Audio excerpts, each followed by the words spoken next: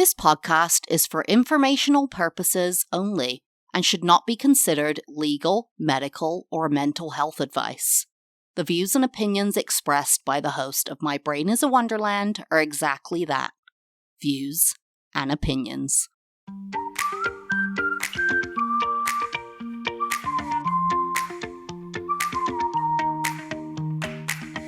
This is Emily Ruth Henderson, and I'm the host of My Brain is a Wonderland, the podcast for neurodivergent women and the people who love them.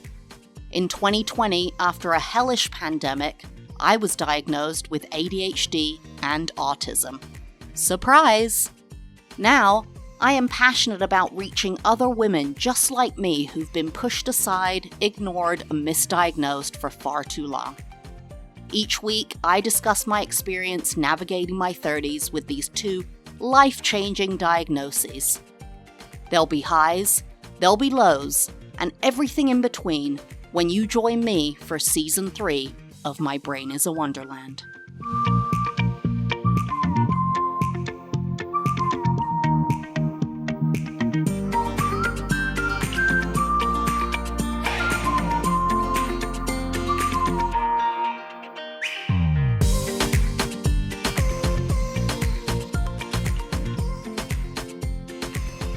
Hello everyone and welcome back. I'm so happy to be here with you for the first official episode of 2024 and the first episode of Season 3.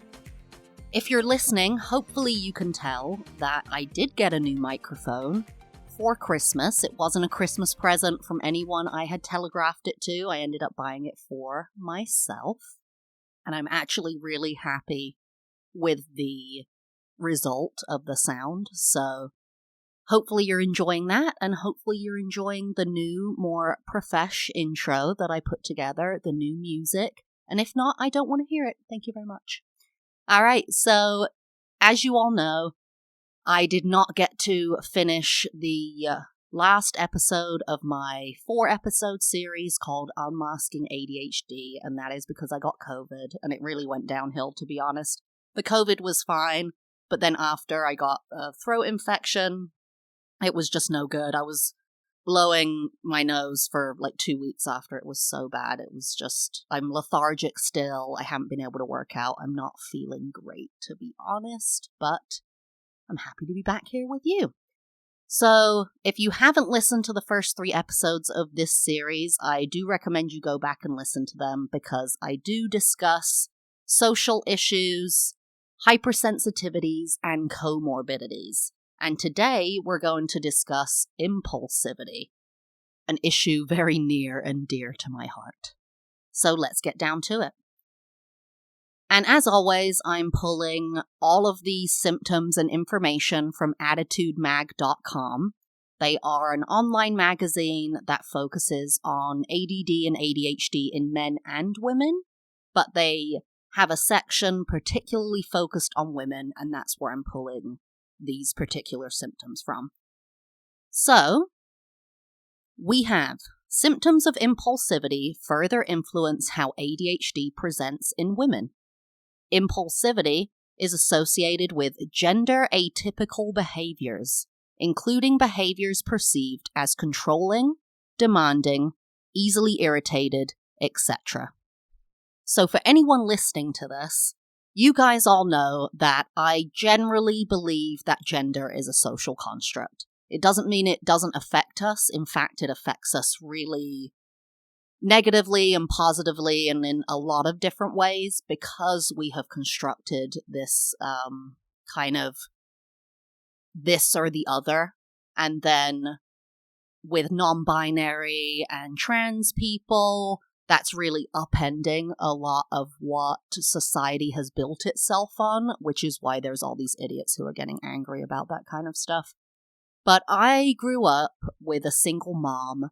She was stereotypically what you would say a man's behavior is like. She was demanding, controlling, aggressive, took charge. She wore her hair short all the time. I believe she is neurodivergent, if that makes any sense to all of you listening. But I have never conformed to genders. When I was growing up, I got my hair cut short when I was 9, and I didn't care what people thought about it. When I was in high school, I dressed as what you would have called back then a tomboy, which now maybe I would have taken on the non-binary moniker back then. Maybe I would have explored trans. Maybe I would have just presented and thought of myself differently. But back then, I was a tomboy, which meant I was a girl who dressed like a guy. And so when I read these things saying gender atypical behaviors, I really think about constructed behaviors, because saying someone is easily irritated, I don't even think that's a male trait. Like, if someone said to me, and please tell me if I'm wrong, but if someone said to me, this person's very, easily irritated, I wouldn't necessarily think, oh, that's a guy you're talking about. Maybe that's just my experience. But if they said the person's aggressive, doesn't listen to women, something in relation to the other gender, maybe I would think it was a guy. But let's dig into these a little bit more. So, controlling. Yes, I have struggled with control in the past and still struggle with control. Control is an issue because generally what tends to happen if you're controlling, and you're controlling usually not because you're an ass, you're controlling because you're trying to control your environment so that it is easier to deal with for you. But when you try to control other people and things outside of yourself, it just does not work. It just won't. It never will. You might see some moments where this person agreed to do something that you were trying to control, and that's just, you're lucky. You're lucky you have, well, it's not lucky to have a person who gives into your control all the time. If you have a spouse or friends who constantly just defer to you, that's not good for your control, because there are times where that won't happen, and that will be most times. And it's one of those old adages, or maybe it's new, through people going to therapy and that kind of thing, but the only thing you can control is yourself. Which, in the same breath, is maybe not the best thing to tell someone who's controlling, because then they are focused on controlling themselves. And that is actually something that I'm struggling with right now. You guys know that I went on a skiing trip after Christmas, and it was with my in-laws, my in-law family. Including myself, it was 8 adults and 4 children, which is a lot. I've traveled with these guys for years, but it's always a lot. And what I now do, and I don't think I ever really tried to put myself forward as controlling on any of these trips, but it would stress me out that I couldn't control the trips, is that now I don't try to control anybody or anything. So, for example, there may have been members of the family who said, okay, tomorrow we are going skiing at 8 a.m. Are you coming with us? Or we would like you to come with us. Or they would say, are you coming with us? And this is actually what happened. They said, are you coming? And I said, no, I'm going to leave when I get up and I'm ready, and I'm going to take these bunny slopes all day. That's what I'm going to do. Well, lo and behold, the following day at 7:45, there was a knock on our door, our bedroom door, and it was one of my in-laws' family members saying, well, are you coming? We're leaving in 15 minutes. Are you coming? Which is like, no, I told you yesterday we're not coming. And if you can't guess, yes, there are controlling people in my husband's family as well. But it was like, why? We told you we're not coming. Why are you doing that? We're not coming. So now you're just trying to pressure us and control us and make us come at the same time as you. Or make us leave at the same time as you, excuse me. But I hate that. I hate that feeling, and I used to be that way. So now what I do instead, I almost will never go with anyone who's trying to control a situation. It just stresses me out because they're trying to make me do things I don't want to do. And usually I'll do it, but if you're telling me we have to leave in 2 minutes and I've got to be ready, but I'll just leave later and go on my own. And so now what I do, and what I did on this trip, was I did exactly what I said. They left at 8 a.m., and then at, say, 10 a.m. when I was ready, I went out onto the slopes I wanted to go on and skied. And I informed everybody and said, if you want to come with me, you are more than welcome. I'd love to have you. It's going to be a great time, but this is what I am doing. And it was more like, I'm not going to do what you're doing, and if other people would like to do what I'm doing, you're more than welcome to join. The issue that I'm having is I still have a lot of control issues around my own environment and my own bubble. So things and people that exist in my own bubble generally are my husband, my dogs, my house, my job, things of that nature. Property, having a car. Anything that I own or is in my bubble that exists, relationships. And I tend to get kind of controlling over those situations because they directly affect me so much. And it's something that I'm getting there. I think I talked about this prior, but, my current iteration of self, like I'm a transformer or something, is that I've let go of trying to control other people. What I need to move forward with are two different things. One, controlling my own environment less, or feeling like I can let go in my own environment.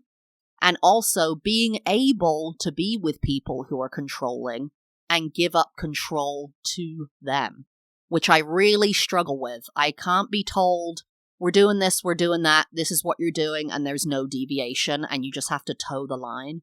I'm really not good at doing that. And generally what happens is controlling people don't feel the need to inform anyone else about what is going on. They just kind of say, here's, what we're doing. At 8 a.m., we're going to go skiing. Well, then my follow-up questions would be, where are we going skiing? Exactly what lifts are we taking? Then what route are we taking down the mountain? Do I need to bring lunch? Does that lunch need to be hot or cold? Should I bring an extra pair of gloves? What do you think about goggles? Because I'm trying to control my environment. And these people inevitably do not have the answers or don't care to provide the answers. I remember one time I was on vacation with the family and we went to an island, a tropical Caribbean island or something. And we get there and we're in like a VRBO, whatever. It's like the fancy Airbnb or whatever. And we've been traveling all day. And I was wondering when dinner is. And I'm going, when's dinner? Hey, does anyone know when dinner is? And there was a point where my father-in-law just turned around and threw a bag of popcorn at me. And I was like, okay, first of all, I'm not hungry. Second of all, I don't like popcorn. Third of all, this doesn't answer my question at all.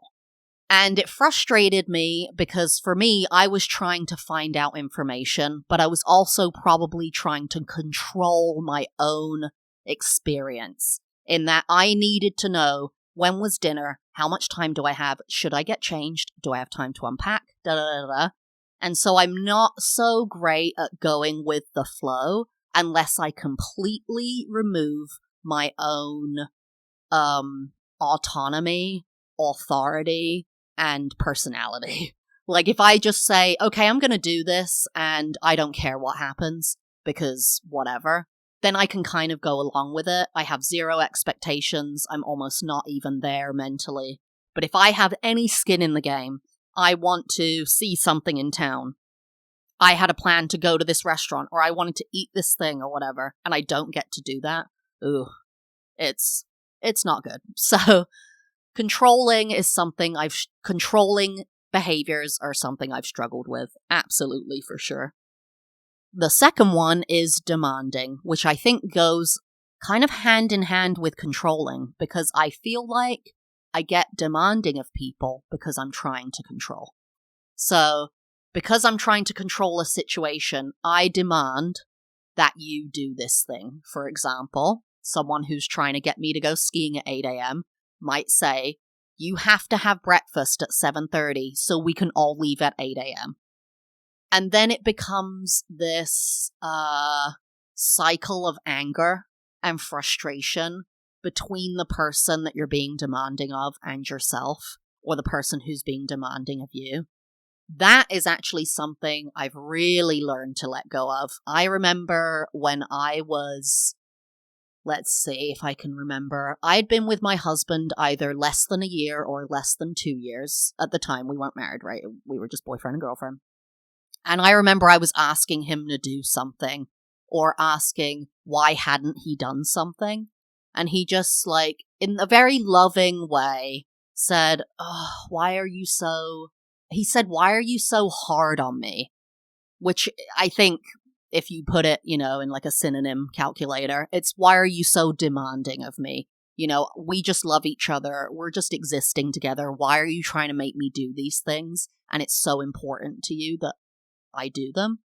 And of course, there are times where you're going, I would love this to happen, or it has to happen. But the way you address it, man, I don't know if I should even talk about this on the podcast. Basically, my husband and I got a text message a couple of days ago.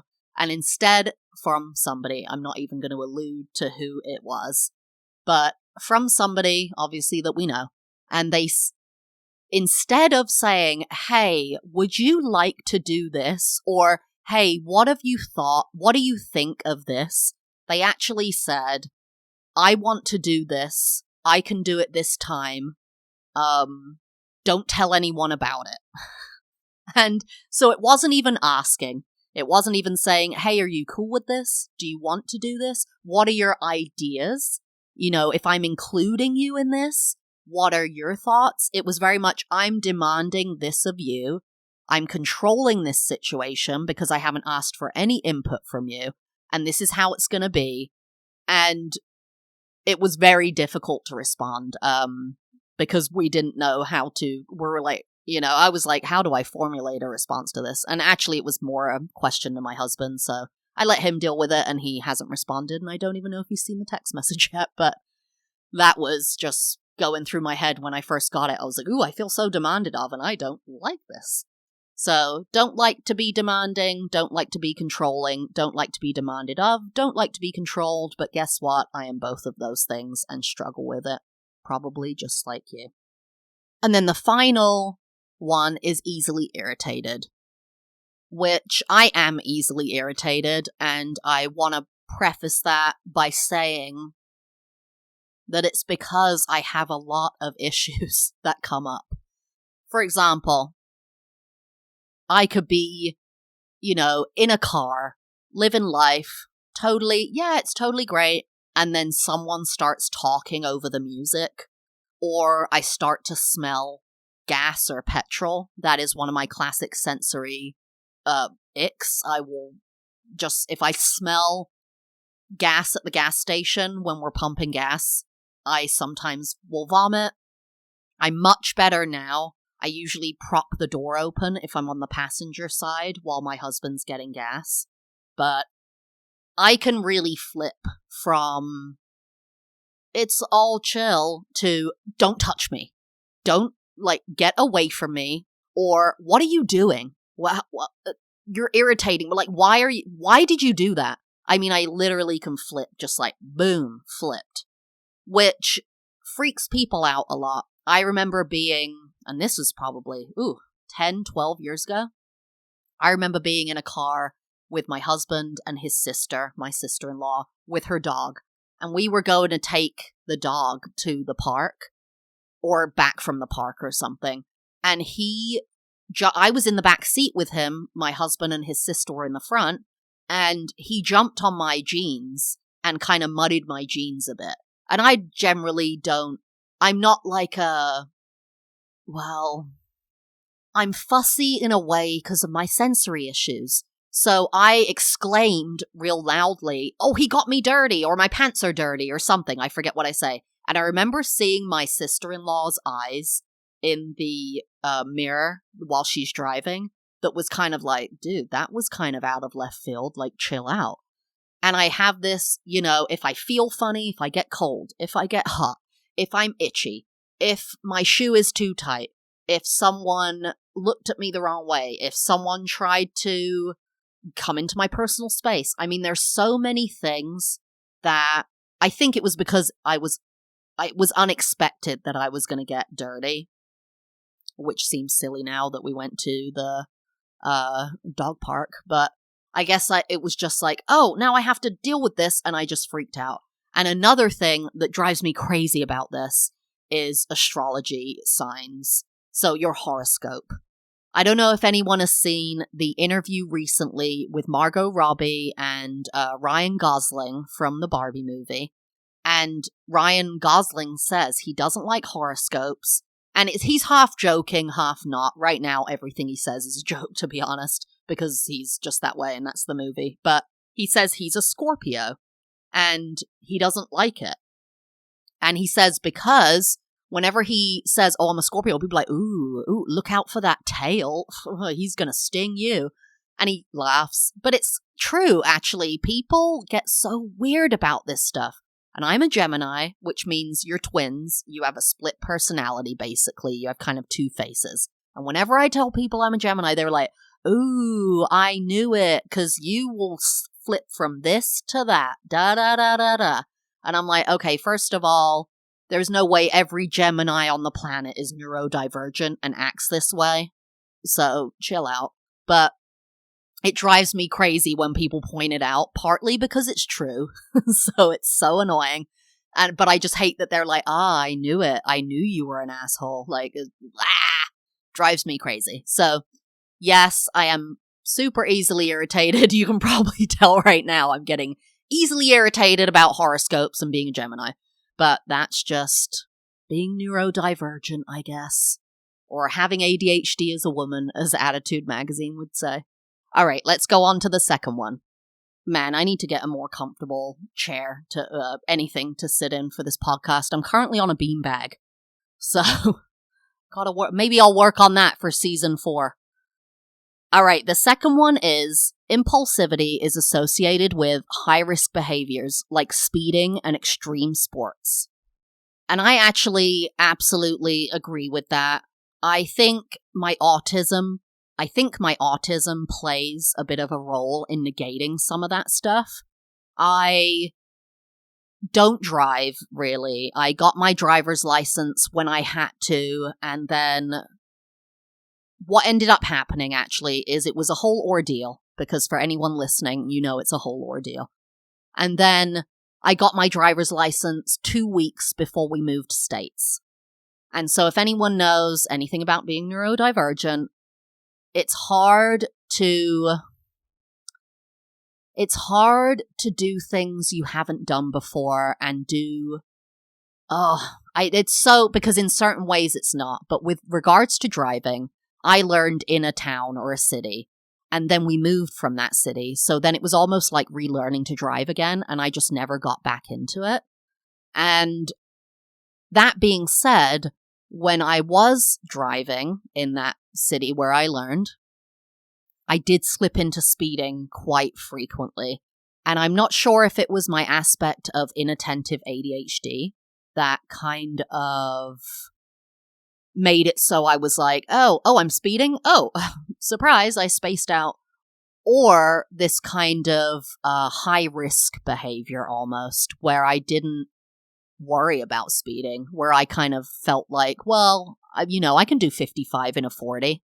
Like, I mean, why is it even 40? Which is absolutely not for me to say. City planners exist for a reason, and no data and statistics on, I mean, if you've seen the PSAs, stopping at 40, if you're going to hit a child, they're way more likely to survive than if you stop at 50 or 60 and hit them, basically, is what I'm saying. And so they're there for a reason, but I really slipped into that behavior when I was driving.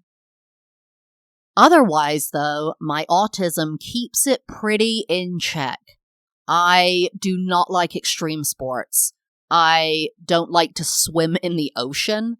I just went skiing, and this kind of goes with the controlling thing. I don't like skiing generally in terms of, we're going to barrel down a mountain going however many miles an hour, and it's going to be exciting. What excites me is being able to do the thing in control, knowing that I'm not going to wipe out, I'm not going to fall, I'm probably not going to injure myself, I'm just going to know what's happening and be in control. And that was exciting to me. But I don't like the idea of this kind of, I've never been on a roller coaster. I never will. I don't think that's ever going to happen. Maybe if my child begged me. I mean, here's some context. When we went up the ski lift for the first time, when I just went skiing, and I've been on a ski lift a few times, but not many, because usually I go on the little conveyor belt that the kids use. And the first time I did, because there's such an elevation and speed, this is probably the fastest ski lift I've ever taken off on.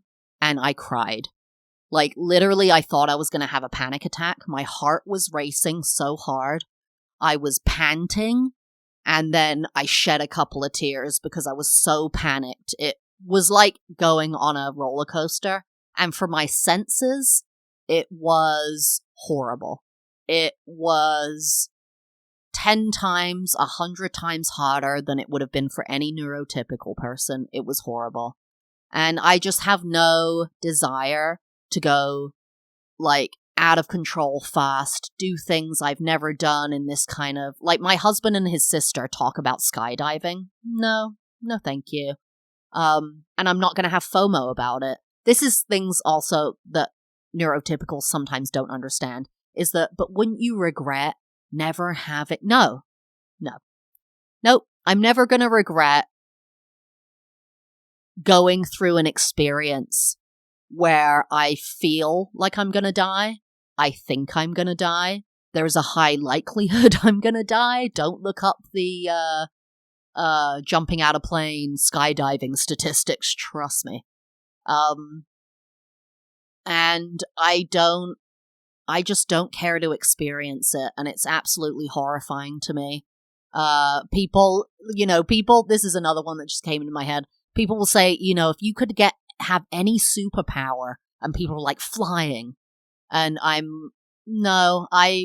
teleportation, sure. I'm here, then I'm there. Flying? No, thank you. I have no desire to do that. Never will. I can barely get on a plane and feel that taking off and landing. So, no, thank you. All right, the third one is impulsivity is associated with addictive behaviors, including substance abuse and gambling. Or actually, it says substance use and gambling. That's, I guess, a neutral way to think of it. Because, substance use is not necessarily a bad thing. Substance abuse is a bad thing. Yes, I have particularly struggled with gambling in the past. It hasn't been something I've struggled with lately, but if you get me around an arcade or anywhere you can gamble, I will spend money that I shouldn't be spending. It's kind of interesting. I like the thrill. I like the feeling of you might win, and then you just always are convinced that you will win, which is a dangerous spot to be in. And I have been addicted or obsessive about many things. I've had issues with alcohol. I've had issues with marijuana. If you want to listen to my medication episode, you can find it, just search medication to find the episode. But I am a little gun shy on trying Adderall because I would maybe like it too much. And I know of this also because it's in my family. Trigger warning, I'm about to discuss addiction and suicide. But my maternal grandfather, had a quadruple bypass in his 50s. He started smoking when he was 7 or 9, I forget. My father died when he was 43 years old from cirrhosis of the liver from drinking alcohol. My favorite cousin, who was my father figure growing up, he went to jail because he was burglarizing homes to fund his heroin addiction. He did not go to prison. He ended up getting probation. I had many other cousins who actually went to prison, and one of my cousins, I think he went to prison for cocaine trafficking, and when he got out, he threw himself in front of a train and killed himself. And that's just, honestly, a bit of a tip of the iceberg. It's just in my family, entrenched deeply. So it's there, whether it's because they're neurodivergent or not, which I think a lot of it is because of that. Also, growing up impoverished, very common. But I've always been afraid of it. I've always been afraid of falling foul of addiction. And it's always been a bit of a struggle. I was addicted to working out, I would say, when I was in high school. I got so skinny. I was taking diet pills that I got off of eBay. I took laxatives. It was bad. I remember for lunch for a couple of weeks, I ate a quarter of a cucumber. Just really scary stuff. And I don't know, they don't really say, right? But I would guess, and from what I've read, that it isn't that the comorbidity is that you have addiction issues if you're neurodivergent. It's that they come up because you're neurodivergent. It's that they come up because you're trying to quiet the noise in your head. They come up because you got fired from a job again. They come up because you get hyperfixated on something, it gives you dopamine, and then you're down the rabbit hole. So I definitely struggle with that. And if anyone listening is struggling with that, really, the first step, I don't know what the first step is, maybe to acknowledge it to yourself. Maybe the second step is to acknowledge it to someone else. Even if it's not someone you can say out loud to, maybe go on Reddit, find a sub that deals with stopping drinking, stopping smoking, stopping overeating, that kind of thing, and reach out to people, because once you get it outside your own mind, outside your own body, it always gets better. Trust me, it always gets better. Just putting it out into the universe that it exists, and it's not just something that exists in your own head, will immediately improve at your approach to it, your feelings about it, and your kind of difficulties with it. So that's my recommendation. And yeah, I struggle with that. And then the final one is impulsivity is associated with a significantly increased likelihood of acting on negative feelings, including self-harm, such as skin picking, cutting, etc. I absolutely relate to this. If I look at my hands right now, the knuckle where your fingernails are, all of mine are inflamed, red, bleeding in some places. I started off, and the first time I can really remember was being in school when I was 5 years old. I started off chewing my nails, my fingernails, was shouted at for that, told off for that, and then progressed to my finger skin around that. And it's really crazy because I've been doing this now for probably more than 30 years. I have a crooked front tooth from chewing on my fingers because I push against the tooth on one side when I chew. I went to get my gel nails done one time, and the little UV light you put your hand under to cure the nails? It burned my fingertips, and that is because I have so severely damaged the skin. I live in Florida now. It is probably more likely that I could get skin cancer on the tips of my fingers because of that. It's really a horrible feeling because I get in pain with it, but it's also soothing. It's a self-soothing thing, kind of like sucking your thumb.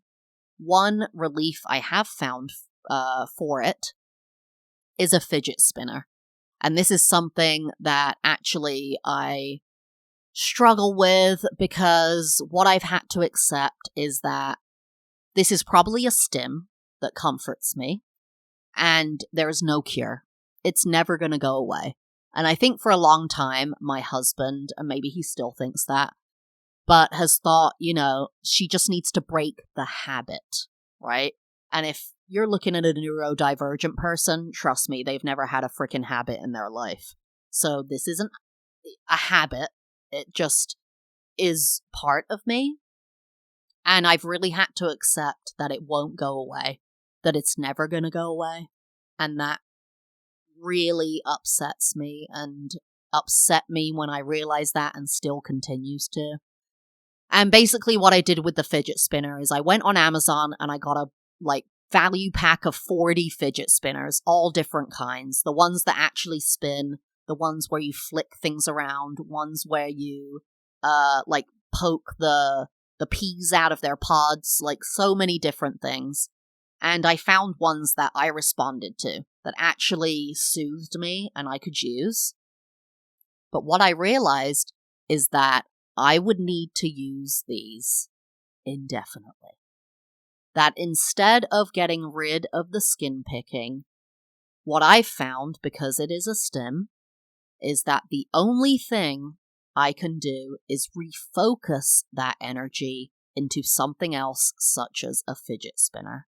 Which was really devastating to know, because I don't want to fidget spin for the rest of my life.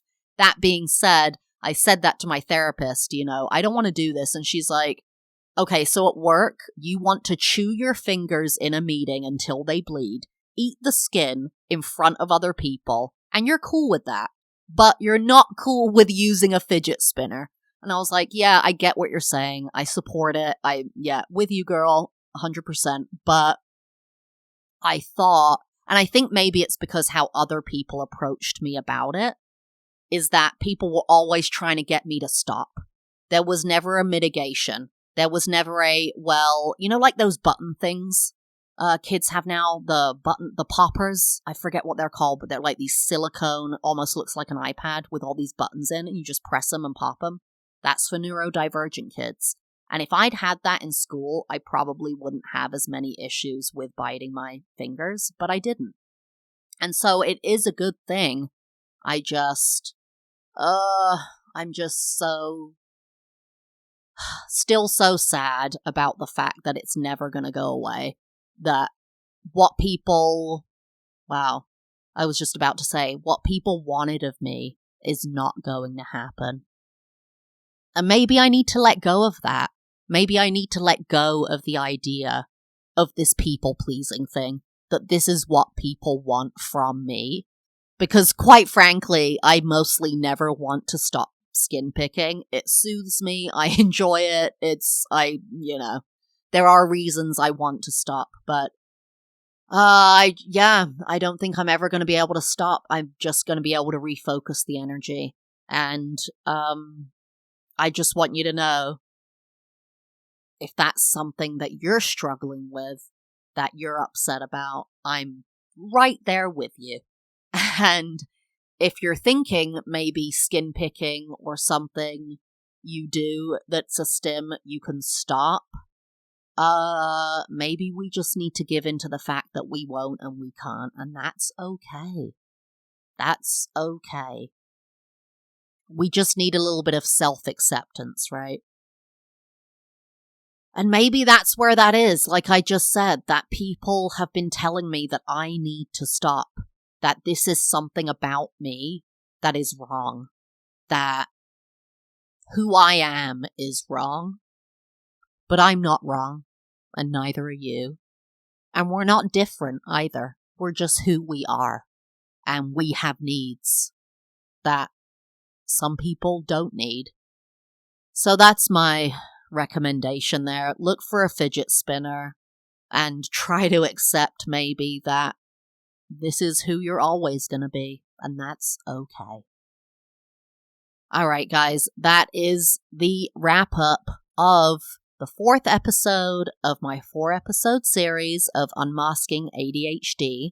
Tune in tomorrow for my first film fixation episode of season 3. I wanted to let you guys know that I'm switching it to Friends fixation because you all know I love Friends and the episodes are shorter, so it's easier to actually commit to doing it. And I rewatch these seasons multiple times a year, so it'll be easy to do. So I'm going to start with the pilot tomorrow. And if you haven't seen Friends, maybe start watching it. I'm going to have lots of insights into the 90s, into being millennial, into how my fixation on it relates to being autistic and having ADHD. And then next week on Wednesday, I'm going to start another series. I know how much you guys loved this Unmasking series, so I'm going to start a masking series and talk about the symptoms of masking ADHD and the symptoms of masking autism. So tune in for that, and I'm so glad you're back for season 3. I'll see you again next time.